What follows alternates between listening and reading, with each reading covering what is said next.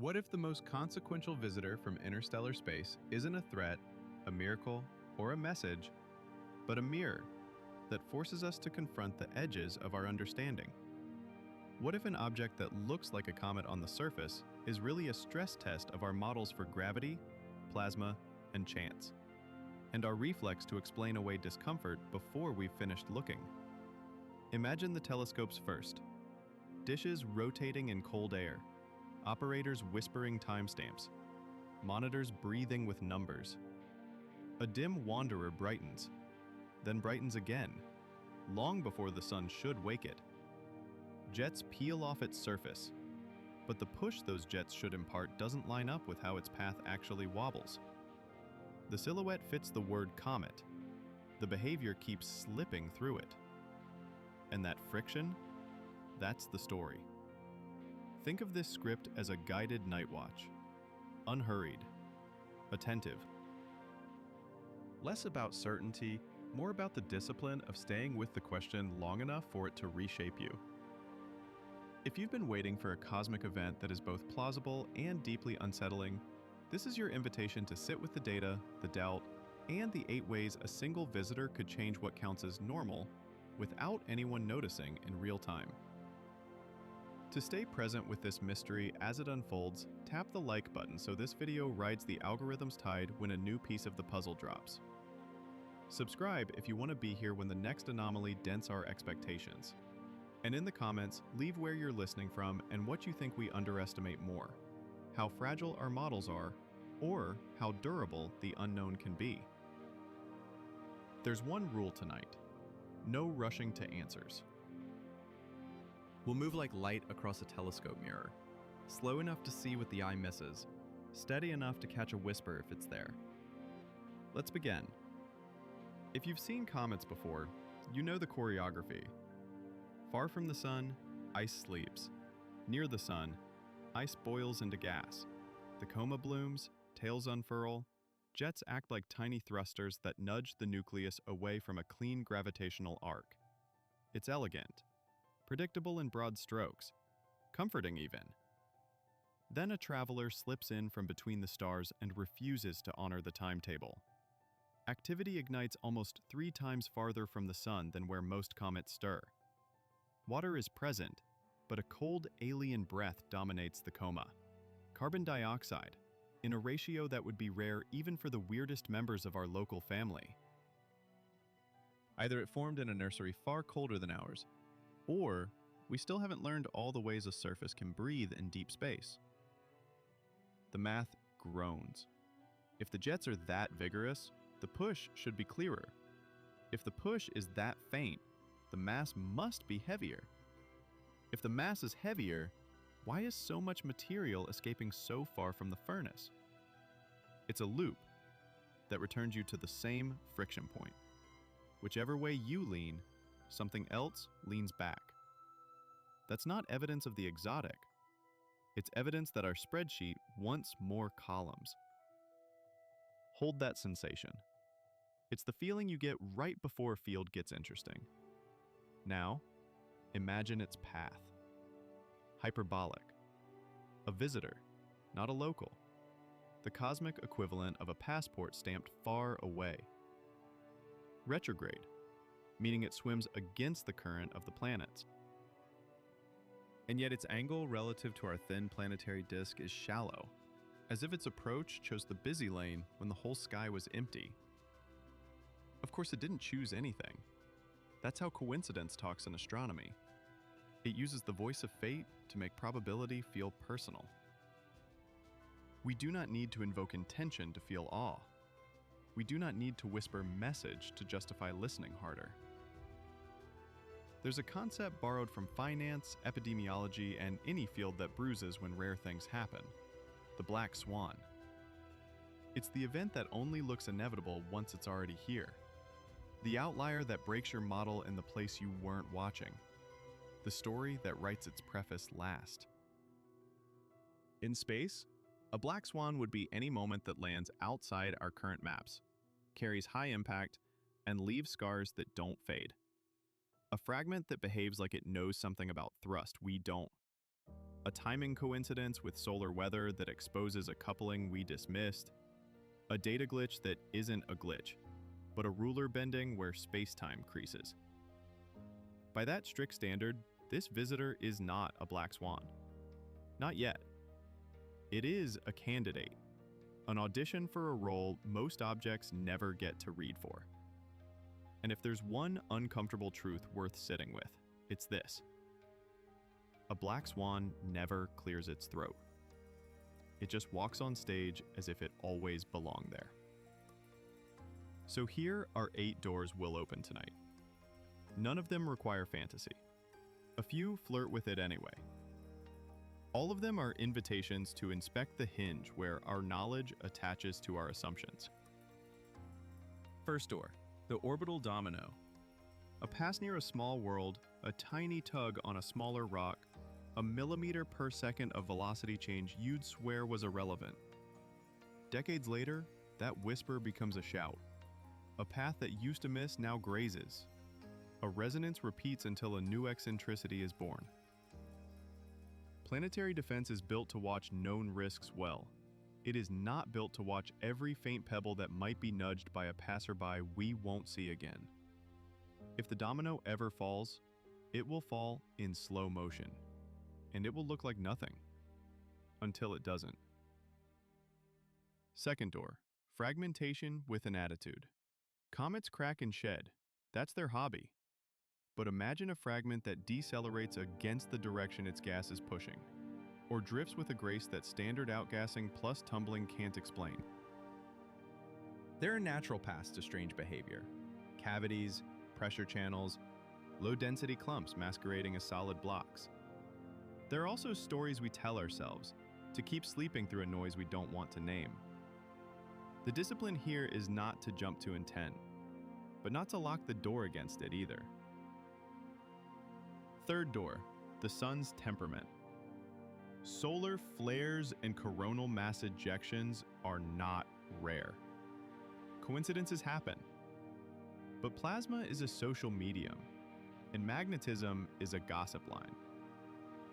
If a comet's ionized envelope couples into a field line in a way our textbooks pencil past, timing could reveal a handshake.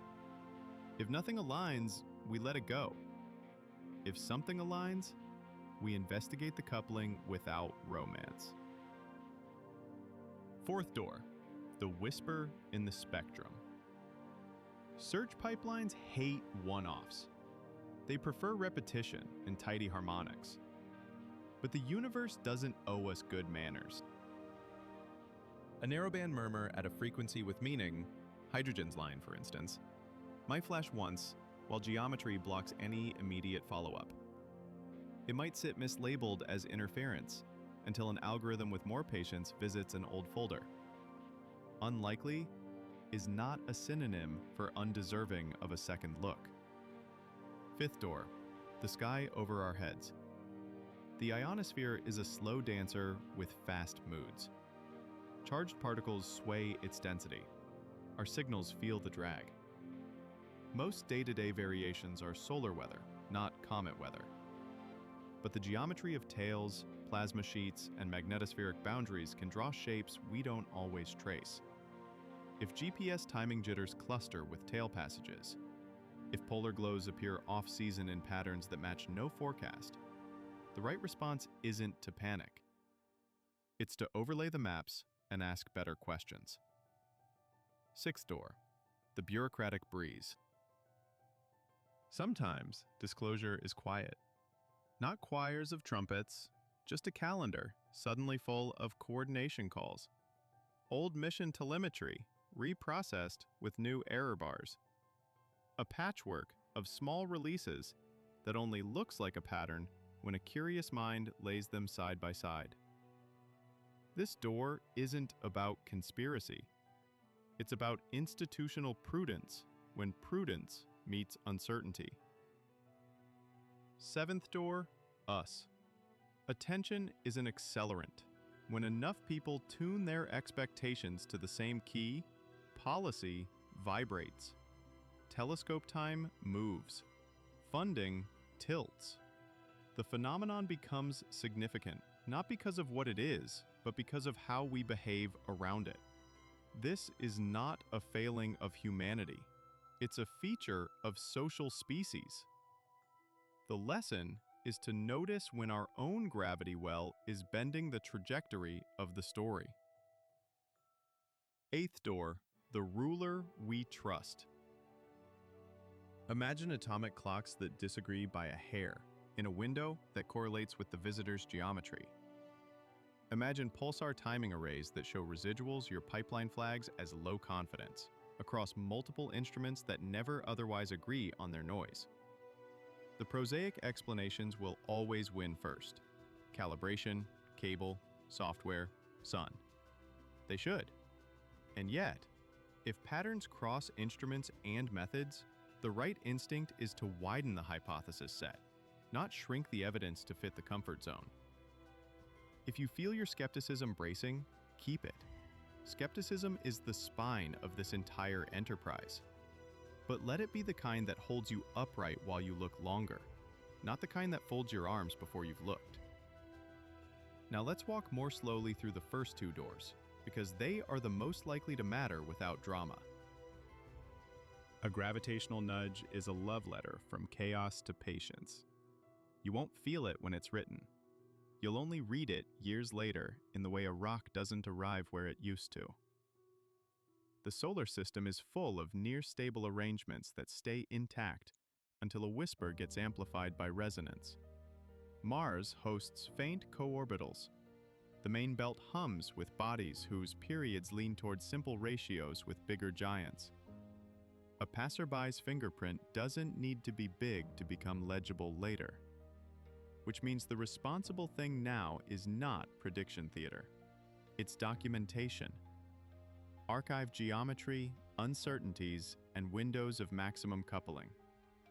Flag families of small bodies that would be sensitive to a nudge in the past corridors. Set up the check-ins now for a decade from today. As for fragmentation, imagine a core with veins of CO2 ice woven through dusty matrix, rotating with just enough spin to stress its seams. Sunlight exerts torque. Jets change the spin state. Pressure builds in a pocket. A chunk sloughs off. Gas vents redirect as cavities open. That's a lot of variables to conspire into looks intentional. It's also enough engineering to produce a behavior we will call weird for a decade, then teach to undergraduates once the models catch up. The job in the meantime is to get cadence. Images close enough in time to see the birth of a fragment. Spectra good enough to watch which gases carry which dust sizes. Polarimetry to taste the grain shapes. Even one good time series can collapse 1,000 arm waves. Now step toward the sun again. A comet's plasma tail is a map of where the solar wind wants to go. Magnetic reconnection events don't ask permission to be photogenic.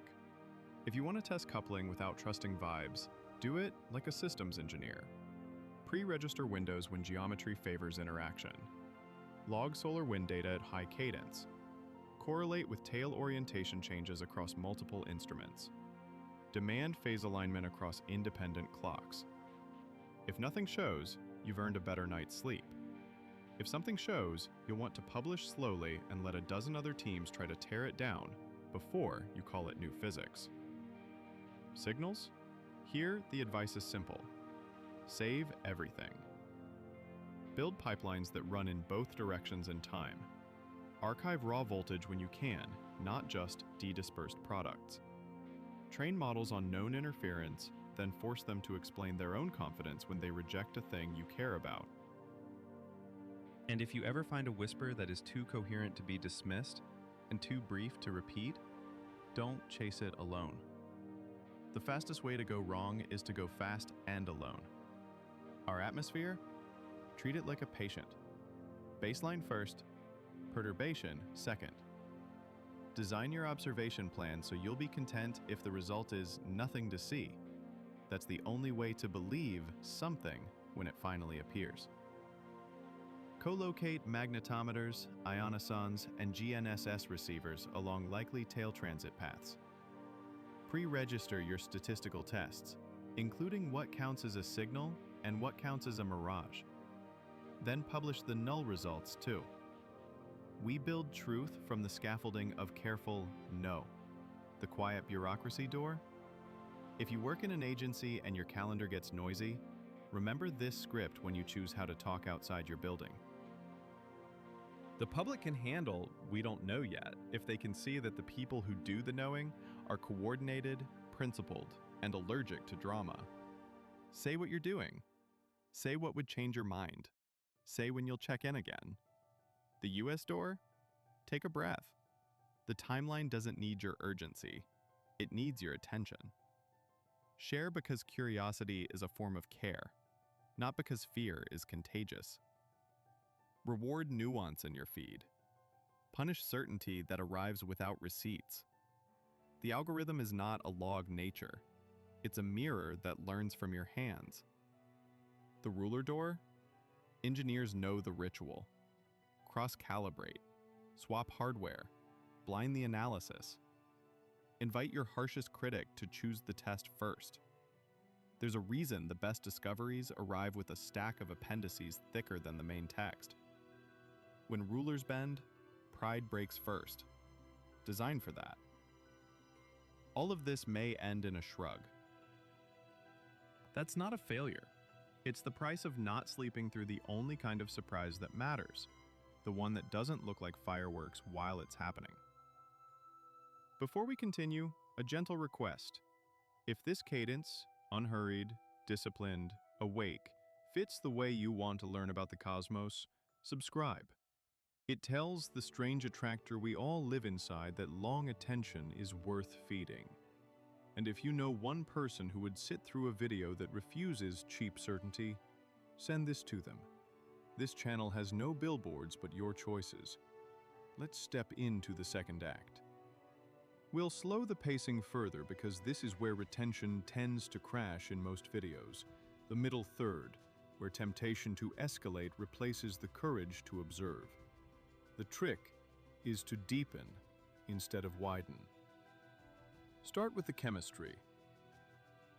Carbon dioxide at levels that make even the weird comets blush means the interior conditions and history are off the beaten path. There are at least 3 natural levers that can land you here without magic. 1. Birth far from the parent star, in a region where CO2 froze like breath on a window pane, while water was scarce or locked deeper. 2. Contemporary exposure of CO2-rich strata by recent breakage, revealing veins that wake earlier and more vigorously than surface water would. 3.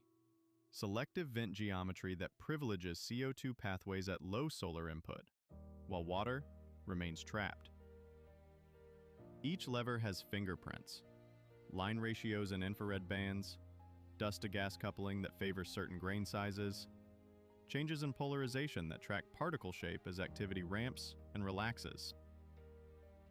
The observational campaign that learns this object by heart will schedule not just big aperture time at perihelion, but the boring, distant epochs where the tap mysteriously runs cold, or refuses to. Next, non-gravitational acceleration. In the simple stories, outgassing, thrust, and spin state tango in a way you can write on a napkin.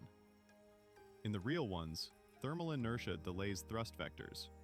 Jets activate and shut down on day-night cycles. The moment of inertia evolves as mass leaves asymmetric faces. The nucleus precesses. Small vents choke. New vents open. The net effect can cancel more than it pushes, especially if the body is heavier or more cohesive than brightness alone suggests. There's an elegant way to turn this into signal. Measure the lag between photometric flux changes and any trajectory curvature you can detect. Then invert for thermal timescales and vent distribution. Do it across different heliocentric distances, and you get a portrait of internal plumbing, not just a headline about mystery thrust. Polarization is everyone's favorite neglected friend. Negative polarization at small phase angles looks like misbehavior. until you remember what fluffy aggregates do to light that grazes their edges. Push that extreme, and you're telling us about grain porosity, and possibly the way CO2-driven eruptions build and destroy fragile clumps. Tie polarization swings to dust color and coma morphology, and you graduate from weird polarization to here's how this object knits and unknits its skin. Trajectory geometry. Retrograde with a low inclination is the kind of thing you can sell as fate if you need drama. You don't. It's enough to note that interstellar visitors sample a distribution we haven't fully mapped. A low inclination arrival tells us as much about our detection bias as it does about galactic dynamics.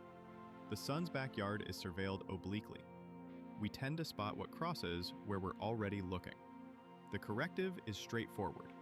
Widen the survey footprint in latitude, not just longitude, and budget pipeline time for paths we don't expect. Now, because you're still here, you've earned a slower thought.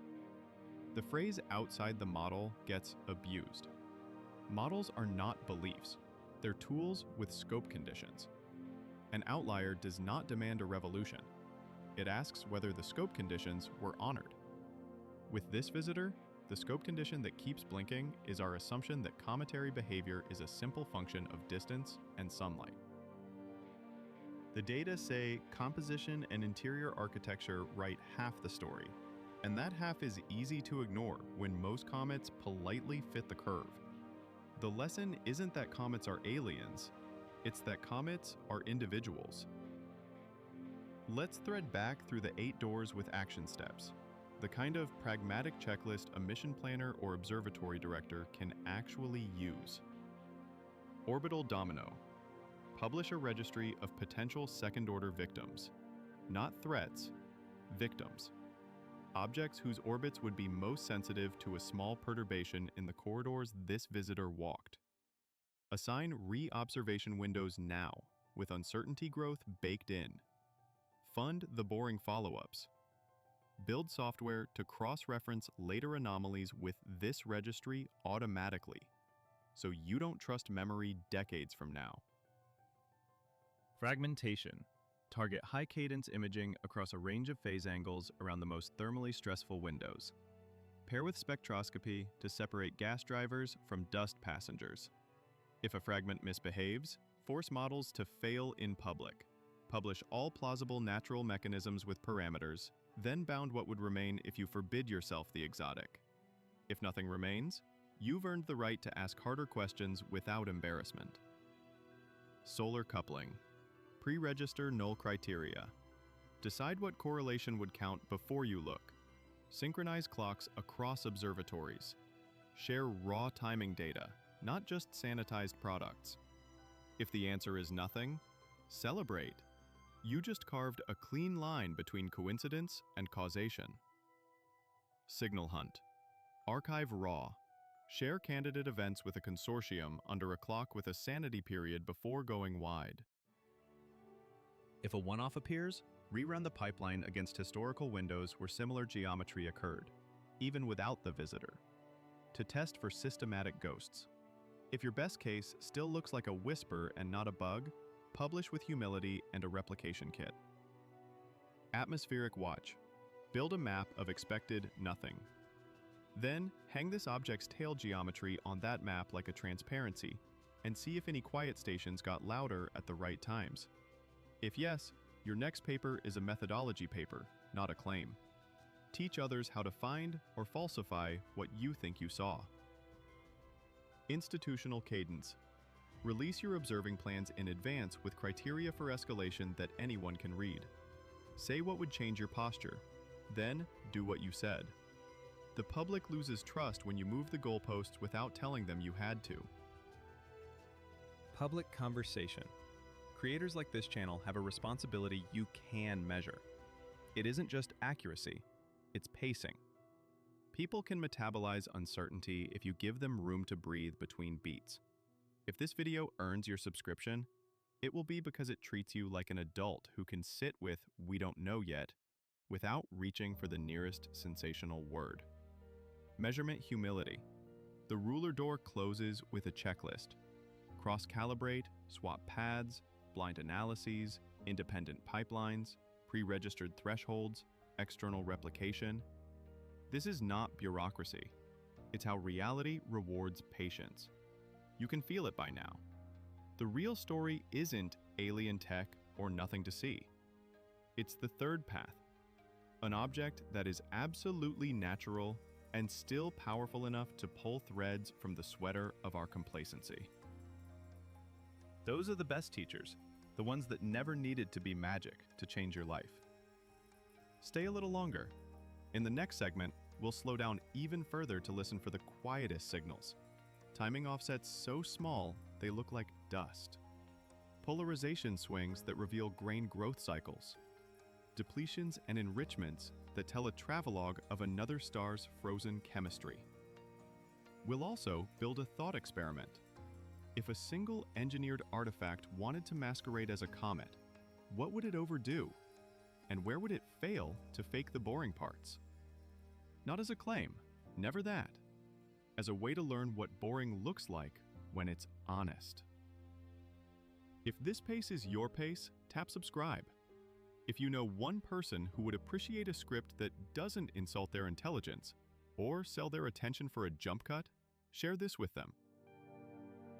And tell me in the comments which story you'd post a camera at for the next year. Orbital domino? Fragmentation? The ruler?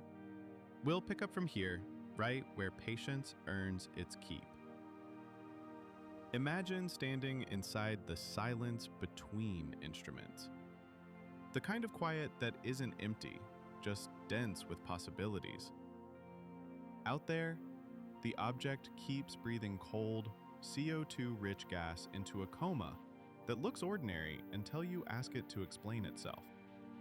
It won't, so we keep asking, but in ways that respect the difference between a riddle and a revelation. Let's press our ear against the timing wall. Precision is not a preference here. It's the language the cosmos uses when it tries to be subtle. Build a timeline with 3 layers: photometry, kinematics, and plasma. Photometry will tell you how the light reflects, scatters, and varies with rotation. Kinematics will tell you how the path bends when it shouldn't and stiffens when you expect it to be soft. Plasma measurements, on the other hand, will betray the invisible handshake with the solar wind. If a surge in brightness anticipates a deviation in trajectory by a fixed lag across multiple cycles, the object is confessing that its thermal inertia and vent geography are orchestrating thrust with a schedule. That's not proof of design. That's proof of discipline in nature. There's a trick to not getting fooled by your own cleverness. Always ask what measurement would make your favorite explanation less likely. If you're betting on odd internal plumbing, then the anti-measurement would be a clean, phase-locked acceleration vector that stubbornly ignores changes in illumination.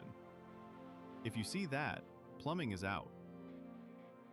If the vector is skittish and mirrors the on-off of day-night, plumbing is in. The only sin here is pretending ambiguity must be answered quickly. Ambiguity is a teacher. Speed is a thief. Now, grain by grain, let's open the dust. A coma is a census of fragments, from submicron fluff to gravel liberated by tiny avalanches. The color tells you about composition and size. The polarization tells you about shape and porosity. The way both evolve with distance from the nucleus tells you how dust couples to gas versus sunlight. If the CO2 burps are launching lighter, more porous aggregates first, the polarization curve will dip more negative at small phase angles and then relax as heavier fragments dominate farther out. If instead, the coma's outer envelope shows a sudden reddening, just as a discrete jet rotates into view, you're watching stratigraphy in action, a seam of ancient, redder material exposed by stress. Not aliens, just history written in dust that won't hold still. There's a quiet romance to mapping a jet, not the spectacle of a space opera, just geometry and patience. You pin down a repeating fan of material, track its position angle across nights, and pair that with a light curve that rises and falls like a tide. Then you solve for spin state, period, pole orientation, precession if you're lucky. The pole is a biography. It tells you how sunlight has torqued this body over eons, and how today's jets are sculpting tomorrow's rotation. A pole that drifts faster than your models expect implies feedback, thrust changing spin, spin changing thrust, a dance that creates or erases stability. Picture a dancer turning in place while holding a hose. The water changes the spin. The new spin points the hose somewhere else. That's the loop you're breaking open with numbers. If you came for a yes or no about intent, this is where you either lean in or click away. Because the test for intent isn't romance. It's failure to fake the boring stuff. A masquerade would stumble where nature excels at tedium, in the noise floor's patience, in the way independent measurements converge when nobody's looking for convergence. If an engineered shell wanted to mimic a comet, it could oversupply the charismatic signals, bright jets, plausible composition, a tail that flutters on cue. Where it would fail is in the crosstalk between phenomena that weren't meant to be coordinated. The lag between thermal emission and acceleration would be wrong in the third decimal place. The polarization phase curve would rhyme with nothing known, but also with nothing coherent. The dust-size distribution would stubbornly refuse to evolve with solar distance in a way that contradicts basic drag physics. That's where fakery dies. It's not that a civilization couldn't get these right. It's that nature makes them right for free. An artifice must pay an attention to get all of them right at once. Let's flip the coin. What would be the most natural, least dramatic resolution to everything you've heard so far? A nucleus larger than early brightness suggested, with low albedo patches, heavy internal porosity, and pockets of CO2-rich ice layered under an insulating crust. Rotation that shifted under asymmetric outgassing, leading to evolving jet geometry and a neutralized net acceleration that fought your early fits. Dust made of fragile aggregates that exaggerate negative polarization at small phase angles. A path that looks improbably aligned to our plane simply because we watch that plane better than we watch the rest of the sky. That scenario doesn't make headlines. It makes textbooks, quietly, after the noise has left the room. But even the quiet path teaches. It widens the envelope for what normal means in the cometary zoo. It sharpens the way we budget risk for interstellar wanderers that don't behave like inbound Oort cloud kin. It retrains survey pipelines to be suspicious of their own comfort zones. And it keeps a door open that wasn't open before. The door that says, measure longer. Your first impression is a tourist. If you're still with this, here's an exercise in attention. Imagine scheduling an observing run where the most valuable frames are the ones where nothing changes. Why? Because you're hunting for thermal lag, and lag shows up as the absence of immediate response. Put 3 scopes on it. One to watch brightness at visible wavelengths, one for thermal infrared to catch the heat breathing late, and one radio instrument to sniff ions that don't care about your optical drama. If the IR peak trails the optical by a constant phase offset, while the ion signal responds to solar wind changes instead, you get a braid of 3 rhythms: light from dust, heat from the nucleus, charge from the tail. Each rhythm speaks a dialect of the same story. If they ever fall into suspicious lockstep across regimes that shouldn't lock, you've either found an artifact in your pipeline or something you'll tell your grandchildren about. Now, let's talk about the social physics of discovery. The timeline of weird space object stories tends to follow a script: discovery surge, speculative bloom, sobering data, second wind from an unexpected finding, then a long fade into either myth or method. The goal here is to hack that script in favor of method without starving wonder. You do that with pacing. Give the audience a hook, then give them a ritual. The ritual is where retention lives. Recurring segments that make people feel at home while they sit with the unknown. In this video, the ritual is simple. The 8 doors, revisited with new evidence. The ruler check, a standing segment where we ask what measurement discipline requires now. And a boring win of the week, where a null result earns applause.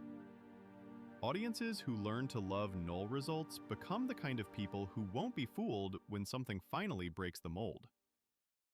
Back to the object. If fragmentation happens, and it often does, do not chase every sparkle. Commit to a cadence and stick to it. You want onset time, relative velocities of fragments, photometric fading rates, and any sign that gas emissions rebalanced after pieces left. A fragment that slows in a way consistent with increased cross-sectional area to mass ratio is just drag doing its job. A fragment that veers as if guided by thrust lines out of phase with illumination is a thesis topic. Get Spectra if you can. A chemical difference between parent and child hints at layering and heterogeneity that bookend a life story. How this thing was built, and how it is dying. If nothing fragments, that's a story too. Cohesion has heroes, sintering under repeated heating cycles, organics acting like glue, pore geometry that resists crack propagation. A strong comet isn't an oxymoron. It's a laboratory for how weak materials achieve strength when disorder conspires with time. What about the way it will leave? Interstellar objects arrive with unknown velocities and depart with signatures you can barely keep up with once they fade. If you want to learn from the exit, you plan now for the window when non-gravitational terms lose their leverage and the path stiffens back into pure gravitation. In that window, you can bound mass more tightly because the thrust you were misfitting drops to 0. If your mass estimate from that quiet window contradicts the mass implied by earlier accelerations coupled with measured outgassing, you found the mismatch that forced this entire conversation in the first place. Close that triangle, and half the mystery exhales.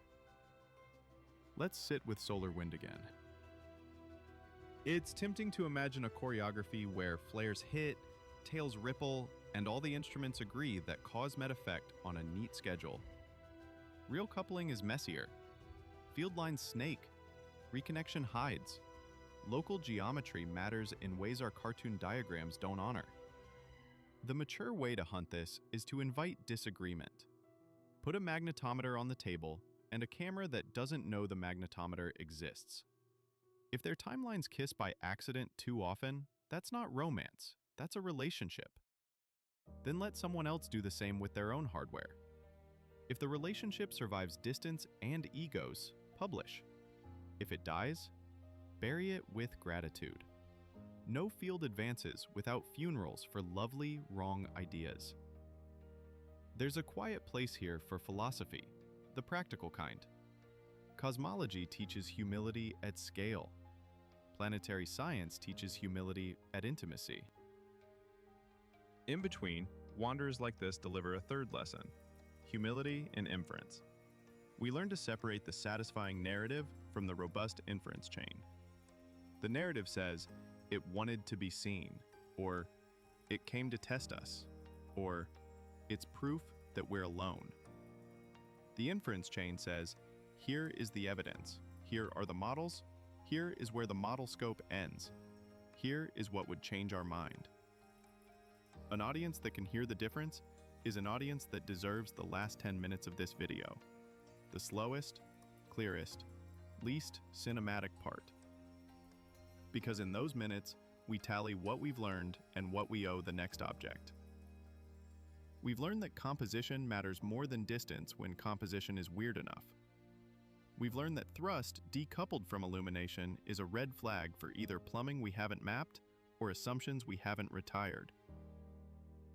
We've learned that polarization is not exotic, it's a workhorse. We've learned that detection bias shapes our idea of coincidence, and that surveillance choices become statistics in disguise.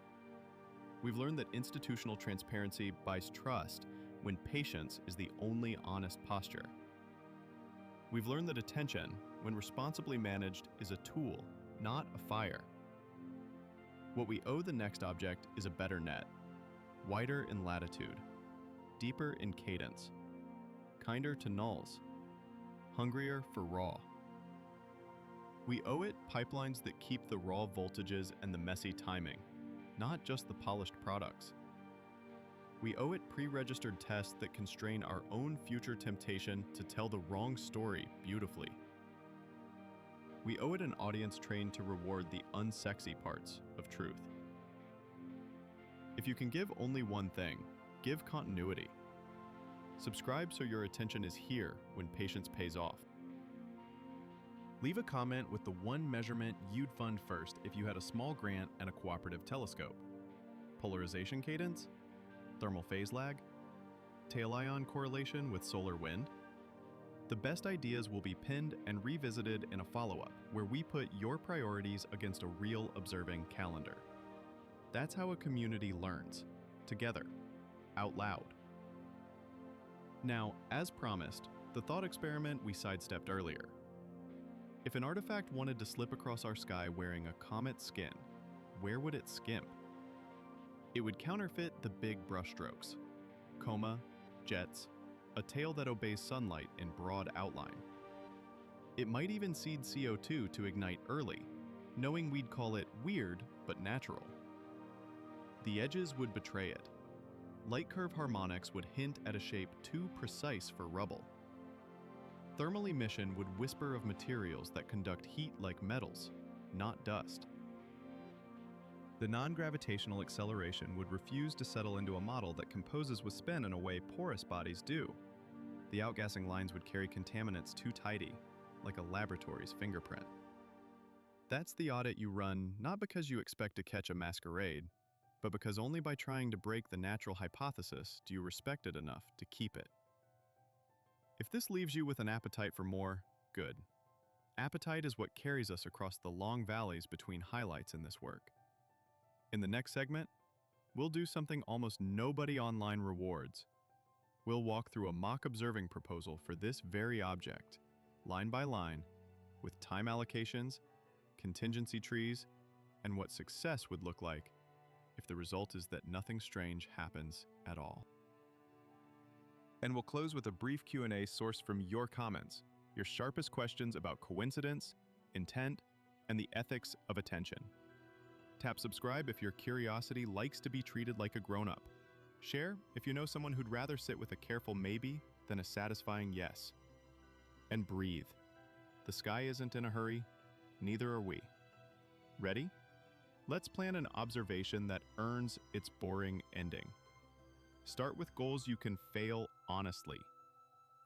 Goal 1. Constrain the thermal inertia by measuring the phase lag between optical brightening and mid-IR emission across at least 2 rotations at 3 heliocentric distances. Goal 2. Map polarization phase curves at small and intermediate phase angles to bound grain porosity and shape, repeated before and after any major activity changes.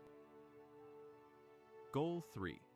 Track non-gravitational acceleration vectors and their evolution relative to illumination and spin state, with uncertainties tight enough to reject or accept specific vent distributions. Goal 4. Correlate tail orientation changes with in situ solar wind parameters from spacecraft upstream, using synchronized clocks and pre-registered statistics. Success looks like tight bounds or honest nulls. Failure looks like pretty pictures and loose language. Resources: 1 4 to 8 meter class optical telescope with fast photometry and polarimetry capability. 1 mid-IR facility for thermal phase work.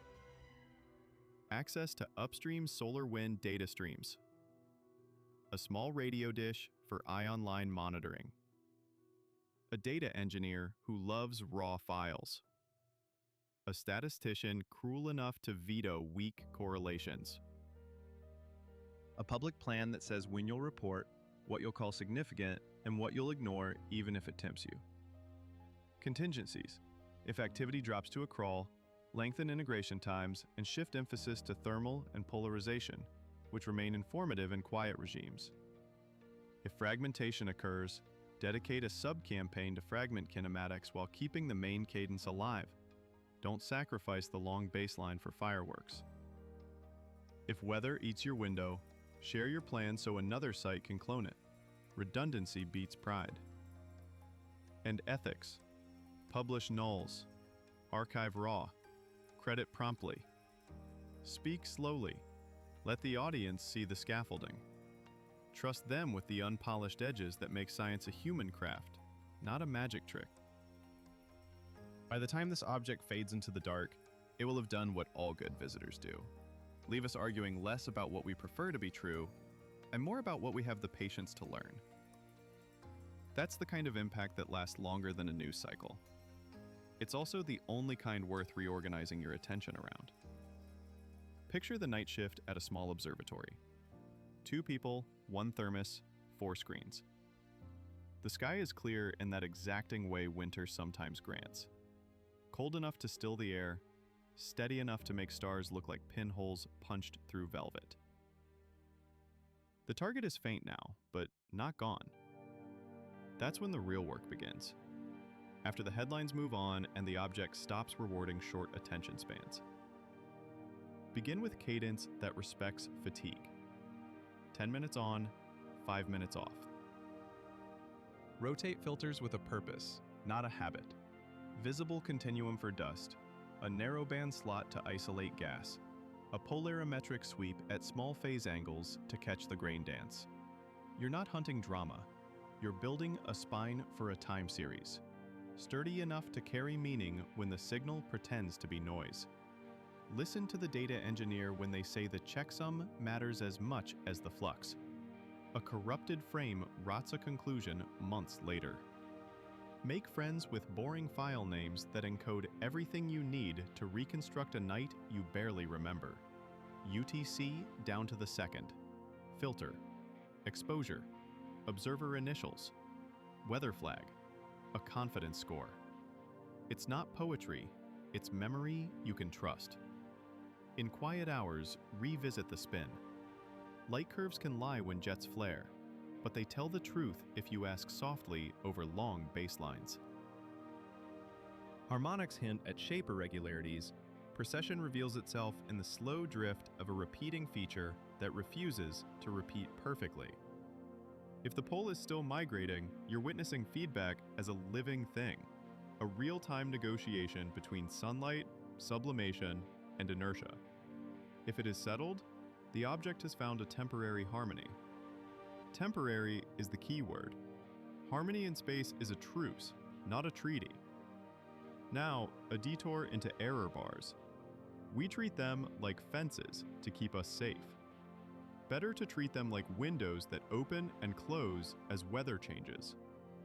Photometric uncertainty shrinks on stable nights and blooms when thin cloud masquerades as signal. Polarimetric errors tangle with instrument calibration ghosts that only flee when you take the time to build a library of standard stars. Positional errors breathe with seeing and with the heartbeat of your mount. Draw these windows honestly, and you will never be embarrassed by a plot that looked confident on social media and terrified in peer review. Return to the tail. Plasma tails are not obedient flags. They're tug-of-war ropes between the solar wind and the comet's own emission. Kinks appear where field lines snap and reconnect. Disconnections travel, sometimes visibly, down the tail like a rumor that finally found a mouth brave enough to repeat it. If you want to catch one in the act, you plan not for a single hero image, but a sequence that treats minutes as precious. When the kink arrives, you'll know because the geometry misbehaves in a way you can't smooth away with a polynomial fit. You'll be tempted to celebrate. Instead, call the other observatory and ask if their clocks agree. If they do, celebrate together. If they don't, fix clocks first. A kink without a clock is a ghost story. There's a kind of intimacy to spectroscopy that images never touch. A slit across the coma turns light into a confession. CO2's proxies, water's fundamentals in the infrared, organics whispering in broad shoulders. each line a door into temperature, density, and the kind of chemistry that writes memoirs in ice. If a line strengthens as a jet rotates into view and lags the photometric peak by a predictable slice of time, congratulations! You've just watched sunlight walk through a crust, wake a pocket, and push on rock. The radio dish hums at the edge of the complex, all utilitarian angles against the sky. Its operator loves boredom the way gardeners love rain, as a promise. Narrowband searches at meaningful frequencies produce deserts of nothing dotted with mirages. The discipline is to map the mirages and learn their seasons, local RFI at certain hours, distant transmitters that bounce in odd weather, your own electronics betraying you when a cable warms. In that cartography of false hope, a single out-of-place oasis will glow if it's real. Don't expect it. Build the conditions under which you would believe it if it came. Let's walk into the ethics again, not as an aside, but as part of the craft. When you speak to a public that doesn't breathe error bars, your job is not to hide uncertainty behind confident tones. Your job is to model how to inhabit uncertainty without folding into cynicism or exploding into hype. Language choices matter. Anomalous is honest. Impossible is performative.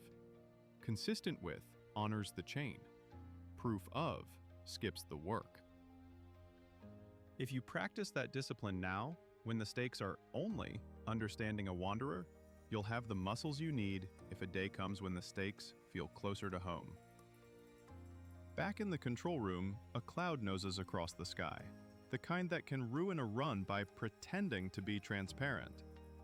The senior observer makes a call. We switch to calibration for 20 minutes. We annotate the log with self-suspicion. We don't trust the next data point just because it continued a pretty trend. That call is leadership. The younger observer learns that caution is not cowardice, and that reputations are built on the plots you didn't publish as much as the ones you did. Now, a brief meditation on coincidence. The human mind is a coincidence engine. It will find faces in noise, intent in drift, pattern in coincidence. The antidote isn't to boycott pattern, it's to titrate it. A pattern earns promotion when it survives contact with a null, a place you expected it to be, where it refused to appear. If solar flares and tail kinks align twice, you nod.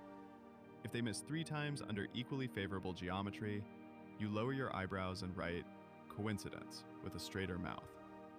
If the object dims beyond most telescopes' reach, the amateurs will keep it alive longer than pride expects.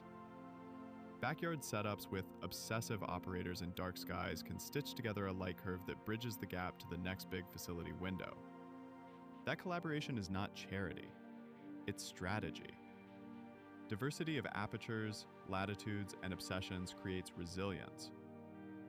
And resilience is how attention becomes knowledge when the signal runs thin.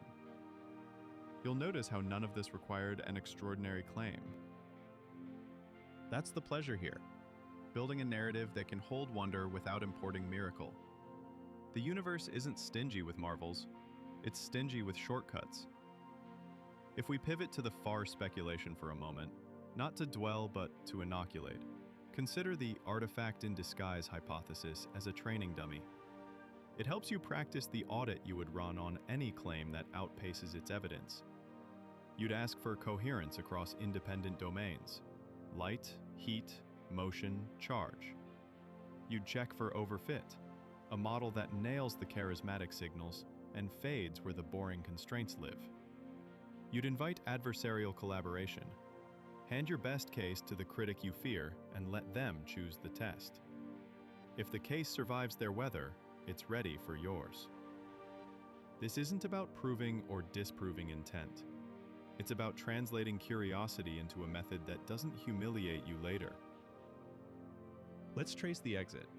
As the visitor recedes, solar photons do less to stir its skin. Outgassing collapses towards silence. The non-gravitational terms relax, and gravity's clean handwriting returns to the trajectory. This is the window to lock down mass and compare it to the earlier period when thrust was doing its messy duet with spin and light. If the mass you infer now contradicts the mass implied by earlier acceleration under any reasonable vent geometry and composition, that mismatch is your lodestar. Follow it. Maybe the albedo was a liar. Maybe the jet's momentum coupling was less efficient than you assumed. Maybe you learned that the body's shape channeled thrust around its center of mass more deftly than your toy models allowed. In all cases, you exit smarter than you entered. There's a last kindness you can offer any object that lent you its mystery for a season. Publish the kit.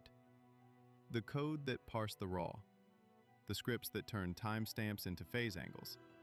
The tables of calibration stars. The rejected nights with reasons. The clocks you didn't trust and how you made them honest.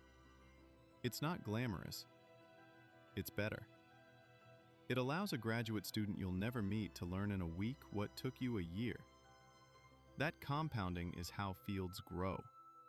If you've stayed to this point, you are the kind of audience this channel is built for. Patient, allergic to cheap certainty, hungry for the beautiful discipline that lets wonder survive contact with rigor. Tap subscribe if that's you. Not because it helps a number go up, but because it keeps us in the same room long enough to build something that outlasts the season's headlines. We'll take one more step in this part into a place most videos end up skipping, the failure plan. What happens if every interesting window is clouded out? If the object refuses to fragment? If the polarization curve yawns? If the thermal lag hides in the noise? You write the paper anyway. You teach the next project how to not waste nights on strategies that looked clever and yielded fog.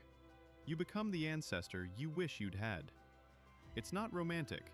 It's the root system that lets the next tree grab more light.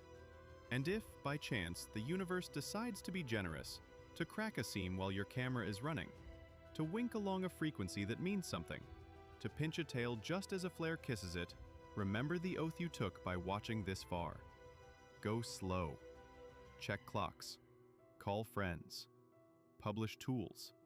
Let the discovery survive your pride. Stay with me. In the next part, we'll simulate the end-to-end data path for one night of observing, from photons to plots, so you can feel each decision point where rigor wins or the story wanders. Then we'll close with a small, honest thing. A single minute of quiet sky. No narration, just the hum and the night, as a reminder of why we do any of this at all. Imagine the photon's journey. It leaves the sun, crosses a gulf of cold, brushes the surface of a traveler, scatters through dust that wasn't there an hour ago, then falls into a mirror and becomes a number. Between those moments, a world's worth of inference unfolds. That is the true center of tonight's story. How numbers become narratives without lying to us on the way. Begin at the detector. Every pixel has a mood. Hot pixels pretend they saw a star when they only saw themselves. Cosmic rays scratch graffiti across frames. Dark current grows when the night isn't as cold as the spec sheet promised. The cure isn't heroics. It's subtraction with humility. Dark frames, flats, biases, taken seriously, repeated often, and never retrofitted to force a pretty plot. If you respect the detector's quirks, your comet stops looking like a fantasy and starts looking like itself. Now compress a night into a ribbon of time. Photometry first. The light curve rises and falls, not dramatically, but with the slow cadence of rotation and breathing vents. Build a windowed Fourier transform, not to dazzle, but to notice when harmonics drift. If the second harmonic grows at the expense of the first, shape irregularities are aligning with active jets. If the first dominates and stays steady, you're watching coherence and rotation that outgassing hasn't yet bullied. Mark these transitions without rushing to interpret them.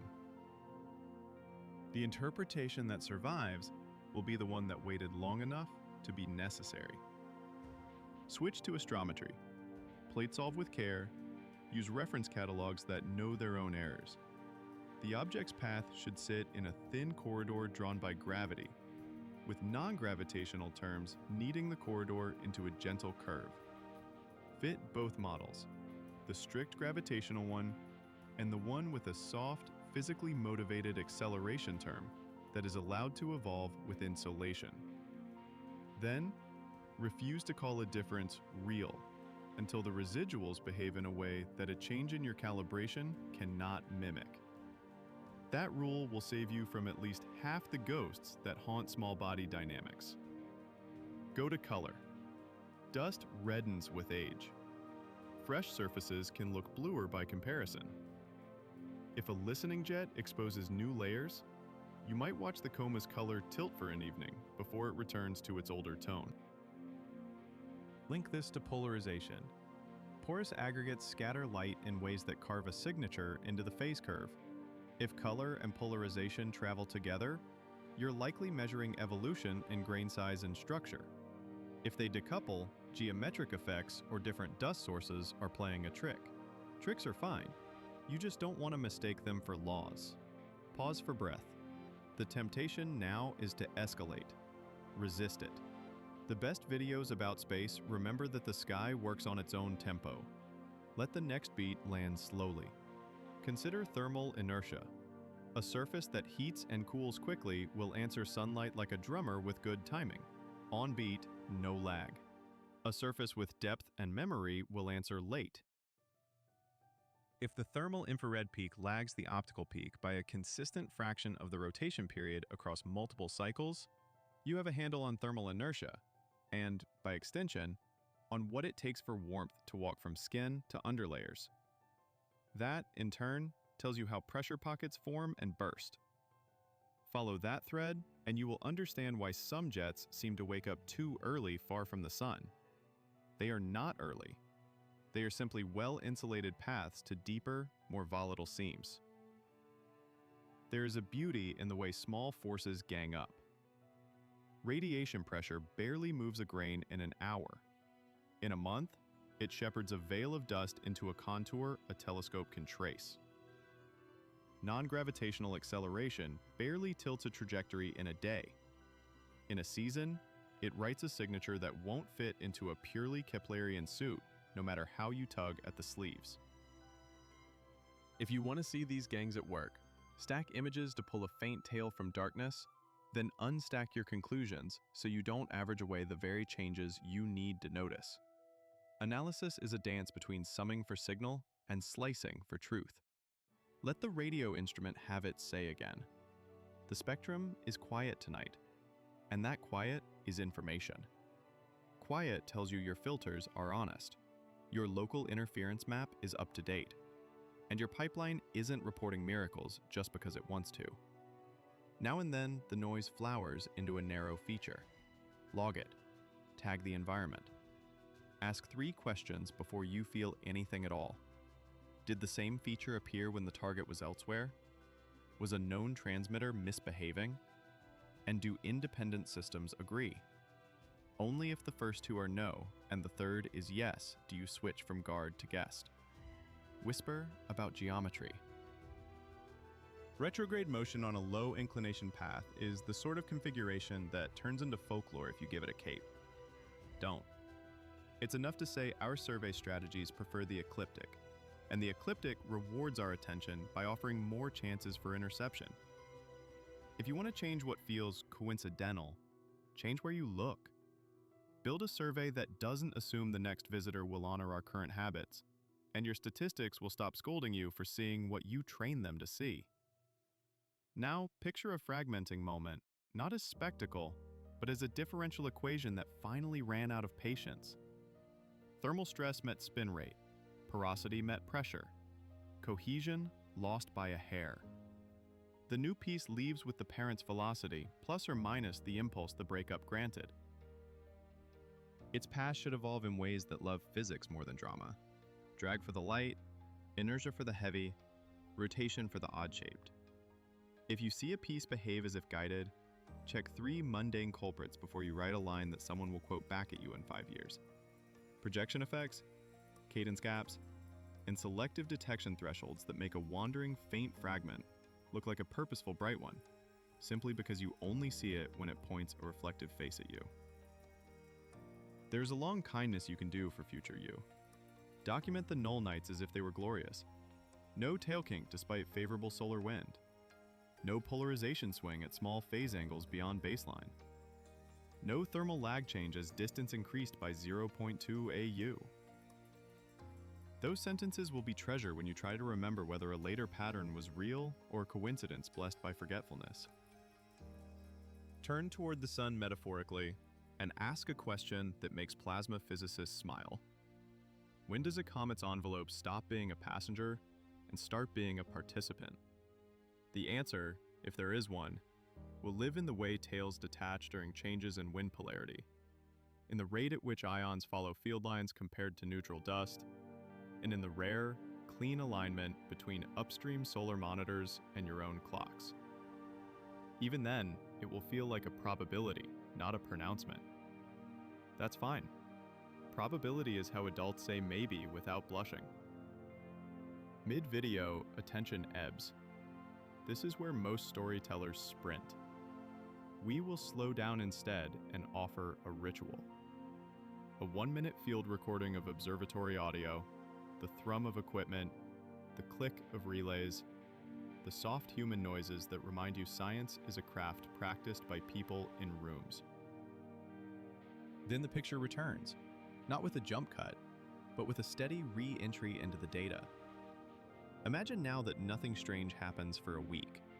The object dims on schedule, the tail calms, the spectra lose some lines to distance and gain none in exchange.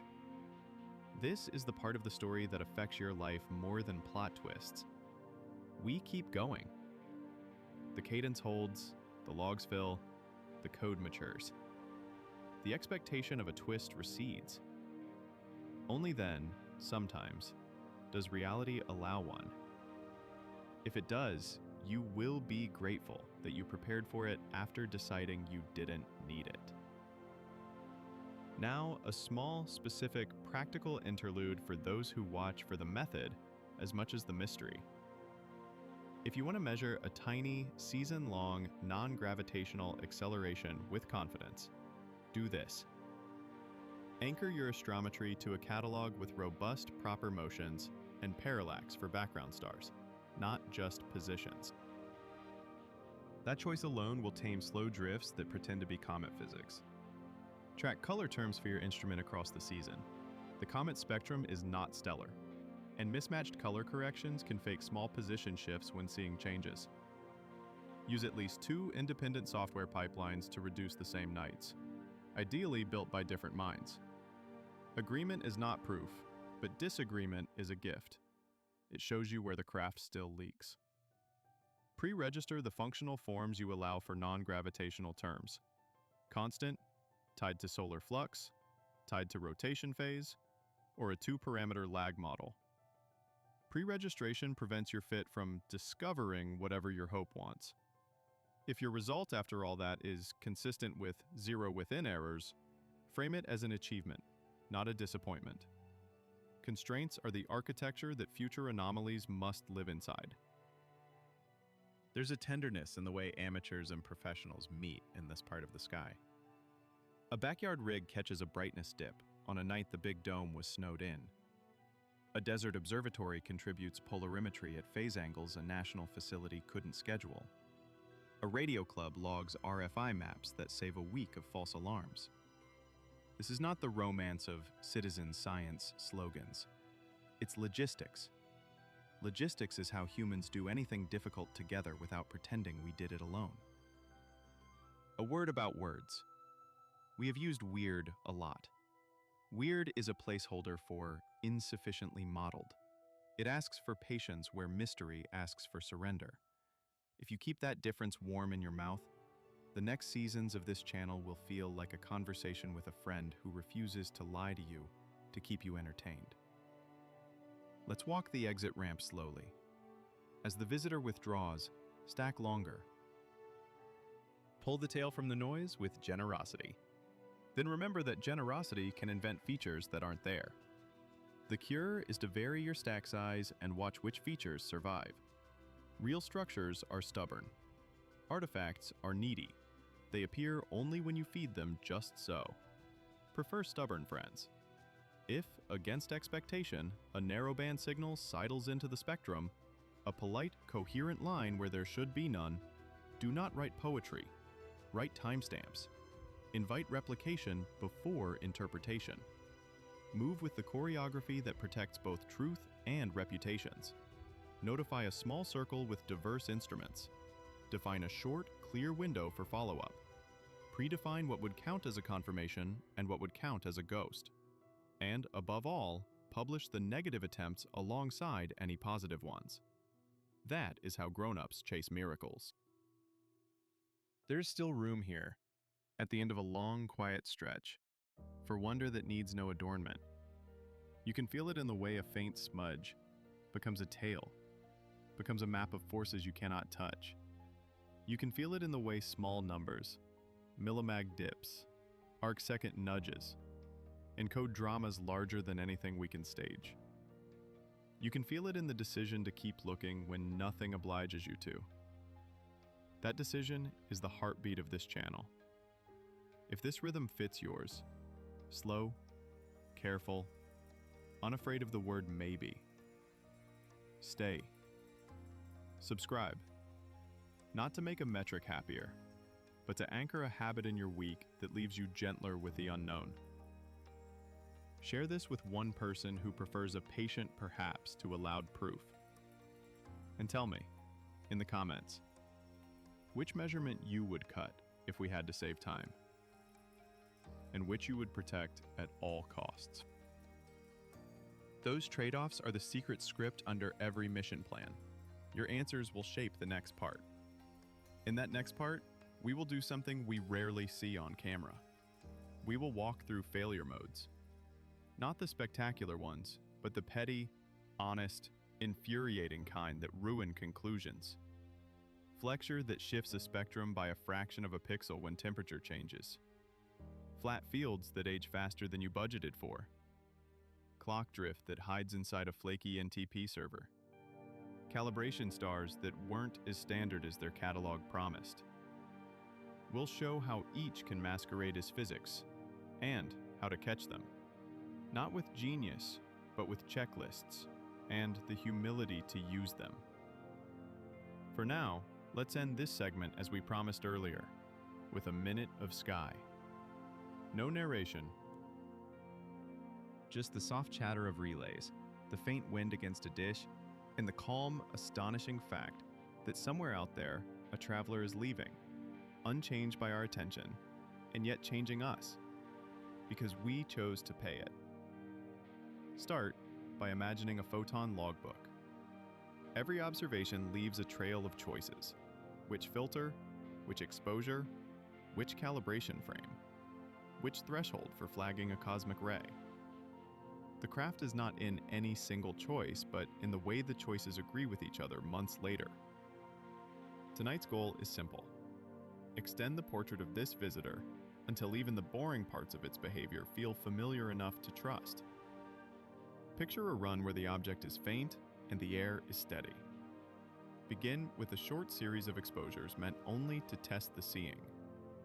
Measure the full width at half maximum on a handful of bright, unsaturated stars. If the value drifts, adjust cadence. A shorter exposure reduces trailing and preserves astrometry. A longer exposure teases out the tail, but risks smearing the light curve. Choose balance, not bravado. When the seeing steadies, lock the cadence and don't touch it for an hour.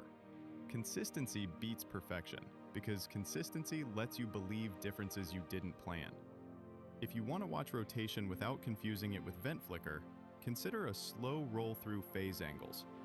As Earth and the Traveler move, the scattering geometry changes. The same dust can look brighter or dimmer depending on the Sun-object observer angle. A rotation period measured at one phase angle can appear to shift at another if the coma's anisotropy passes through your aperture differently. The cure is to gather multiple, separated windows and fit them together, letting the geometry teach you how to weight each slice. There's a hard lesson every observer learns in the middle of a campaign. More data is not always better data. 1,000 frames taken across wildly different conditions may tell you less than 100 frames taken under a single, well-controlled sky. Decide in advance what failure looks like for the night.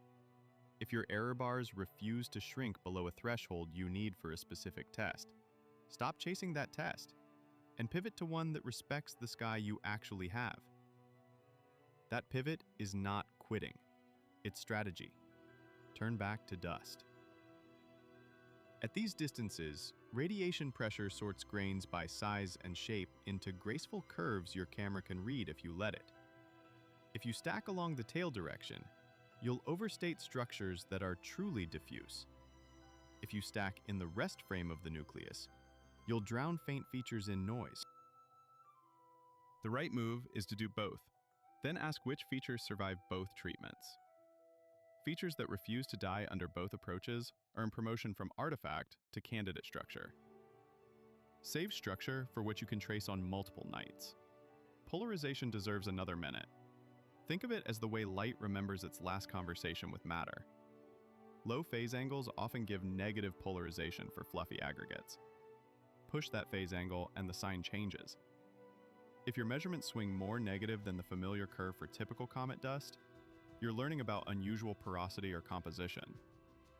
If they sit exactly where the textbooks predict, that's not a letdown, it's a foothold. A foothold lets you climb the rest of the wall without inventing handholds. Let's talk about numbers that don't feel like numbers. The ratio of carbon dioxide to water in the coma is not a trivia answer, it's a travelogue. A high CO2 fraction at large distance says formation in deep cold or exposure of deep seams. Watch how that ratio evolves as solar input changes. If CO2 stays dominant even as water usually wakes, then the architecture of the nucleus favors CO2 pathways. Channels that remain open while water stays trapped or is released preferentially on the far side. That asymmetry can cancel thrust in clever ways. What looks like a contradiction between activity and acceleration may just be plumbing in action. Acceleration itself is a conversation between force and mass. If you swear you see activity that would push a small body, but the track refuses to bend, you have 3 families of explanation to explore before you entertain the exotic.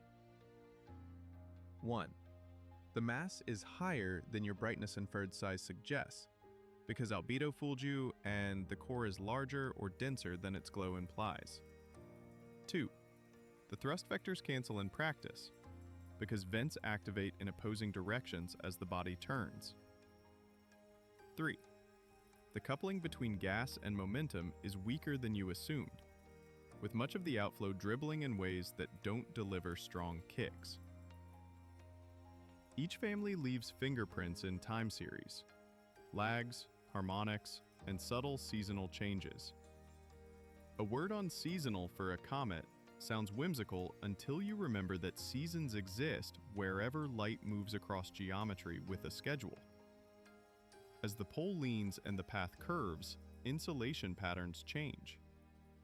Regions that slept wake, vents that roared quiet. And the net effect over a month looks like personality. If your periodograms drift a little and then settle into a new normal, don't call it caprice. Call it summer, then winter, then spring on a world that is mostly airless rock and ice, but still owns a calendar. Now, a deliberately prosaic interlude: timing hygiene. It is tempting to trust network time and put your energy elsewhere. Don't. Cross-check your system clock against a GPS discipline reference at the start and end of every run. If you can, stamp raw frames with both the operating system time and a separate hardware timer. If those disagree by a few seconds and wander different ways on different nights, you have the beginning of a ghost story waiting to sabotage the only coincidence you might ever care about. Good timing doesn't make discoveries. Bad timing unmakes them. Consider the possibility of nothing happening for a long stretch. Many nights will be built of that. Use them. Quiet baselines are what turn later flickers into evidence rather than entertainment. On quiet nights, vary only one thing: exposure, filter, or cadence, and log the effect with obsessive honesty. Those sanity checks will be the scaffolding you climb when something finally twitches and you need to know if it's the sky or your own hand. We should nod to the small telescopes again, not as a courtesy, but because they extend coverage into hours the big facilities can't or won't fill. A network of modest apertures with synchronized protocols can deliver continuity that makes up for depth. If you run such a rig, your contribution multiplies when you adopt shared formats. Standard fields for coma diameter, degree of condensation, tail length and position angle, and consistent methods for integrated magnitude estimates. When datasets meet cleanly, science happens quickly. Let's imagine an unexpected fragment. The first instinct will be to zoom, to chase the shine. Instead, split your plan in two. Keep one camera on the parent for continuity, dedicate the other to the fragment for kinematics. Measure relative positions, then switch filters to test whether the fragment spectrum matches the parent's coma or leans toward different volatiles. If it fades faster than dust drag can explain, it may be fluff, all surface and no spine. If it holds brightness and veers in a way aligned with a rotating jet, it may be a chunk with its own vent, a micro-cometlet staging a miniature of the main show. If fragmentation never comes, remember that strength is a story as worthy as failure. Cohesion in a weak body accrues from small acts, centering where ice grains fuse under heat cycles, organics knitting pores, geometry that distributes stress into arches rather than cracks. Observing a dull survivor teaches engineers how rubble can act like a single piece under the right history. Somewhere, a mission designer will thank you for not giving up just because the sky refused drama. There is one more slow question that shapes everything else. Where do we aim after this? There will be other interstellar visitors. They will not politely match the inclinations we prefer. A mature response is to tune survey strategies now. Widen latitude coverage. Invest in low phase angle polarimetry for early dust characterization. Add mid-infrared capacity to catch thermal lags at faint flux. And, most importantly, build pipelines that keep raw telemetry as a first-class citizen. Raw data is how tomorrow's algorithms rescue today's near misses. If, despite our modesty, something extraordinary sidles into view, a narrowband signal not explained by interference, a tail detachment aligned too cleanly with solar wind events, a periodicity in acceleration that refuses to be pinned to illumination, move with care. The steps are almost boring on purpose. Replicate, blind, invite adversaries, publish tools. In that choreography, hits become history and misses become fertilizer. Both are wins if you love the field more than your own story. At this point in the video, it helps to give your attention a place to rest that isn't data. Pan to the night. Let the soundscape do the lifting. The hiss of air across a dome slit. The gently percussive relay clicks. The unromantic squeak of a chair as someone leans too far toward a screen. Then return, slowly, to a plot that has changed by less than 1%, and talk about that as if it matters. Because it does. Precision lives where drama doesn't. As the object recedes beyond polite reach, stretch your exposures and shrink your promises. Commit to one last clean measurement of acceleration under quiescent conditions. If you can close the loop on mass versus thrust now, you pay off months of curiosity with a single number that makes sense of conflicting hints. If you can't, say so without shame. Honest asymmetry, good constraints on some parameters, ragged edges on others, is the usual shape of truth. In the final minutes of this segment, offer the audience a ritual they can own. A checklist of how to be a good witness when the internet turns breathless. Ask, what would change my mind? What would count as nothing? What would count as something? And who else needs to see the same thing before I call it real? That checklist will outlast this comet. It will make you more precise in everything you touch that calls itself discovery. If this cadence still fits you, patient, careful, unwilling to trade wonder for haste, stay. Subscribe so we can keep a long conversation alive. Share this with one friend who prefers their cosmos unsweetened.